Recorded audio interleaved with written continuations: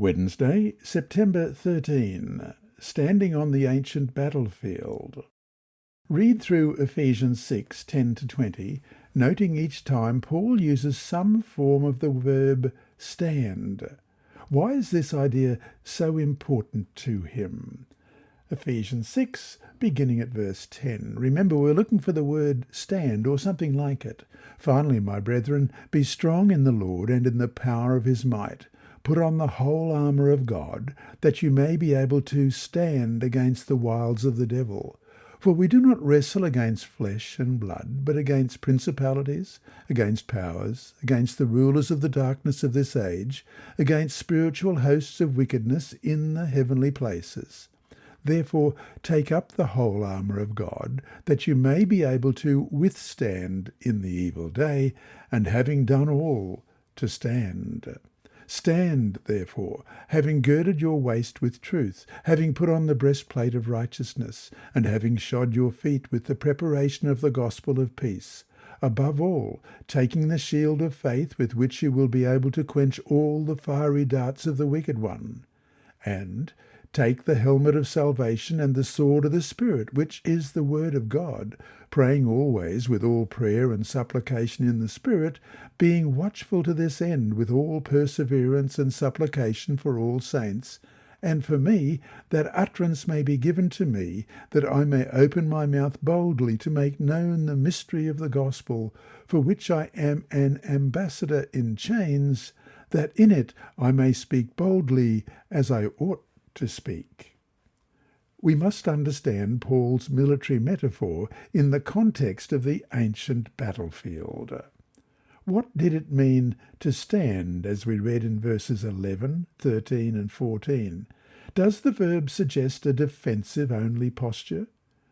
Battle speeches included in the writings of Thucydides, one of the great classical authors of battle literature, highlight three successive actions that must occur if a side is to be victorious. 1. Soldiers must close with the enemy, which means they must march to meet their foes. Then 2, they must attack and stand fast, or stand our ground, fighting hand to hand with the foes. And finally 3, they must beat back the enemies, as Thucydides wrote in the Peloponnesian War, pages 1 to 5.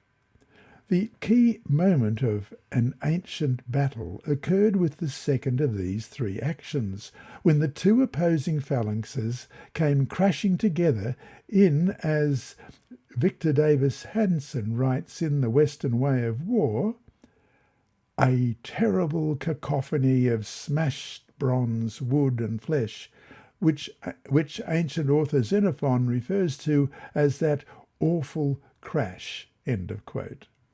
Standing firm, holding one's ground at this strategic moment, was the great challenge of ancient battle. In the close combat that would ensue, each side would seek momentum for the push.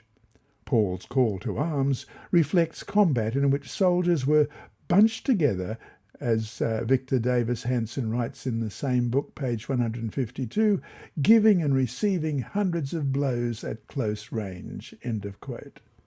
This is confirmed by Paul's depiction of the church's battle against its foes as a wrestling match in verse 12, and we'll see more about this in tomorrow's lesson, and in his use of an intensive form of the verb to stand in verse 13, that you may be able to withstand in the evil day. This is no relaxed stance. To stand, then, is to be vigorously engaged in battle, employing every weapon in close order combat, a point obvious from the military imagery in Paul's earlier exhortation to be found standing firm in one spirit, with one mind, striving side by side for the faith of the gospel, as we read in Philippians 1:27. And so, to finish today, read Hebrews 12, verse 4. How does this verse help encapsulate what it means to stand in the Lord? What is the corporate nature of this standing as well? Hebrews 12, verse 4. You have not yet resisted to bloodshed, striving against sin. This lesson was read by Dr. Percy Harrold for Christian Services for the Blind. Sponsored by the Sabbath School Department and distributed through Hope Channel Australia, this podcast is also redistributed by Hope Channel Germany, Christian Record Services for the Blind. It is also available on SoundCloud and through multiple podcast distributors, including Apple iTunes. And you can listen and watch at the same time on YouTube. Remember, God is always faithful.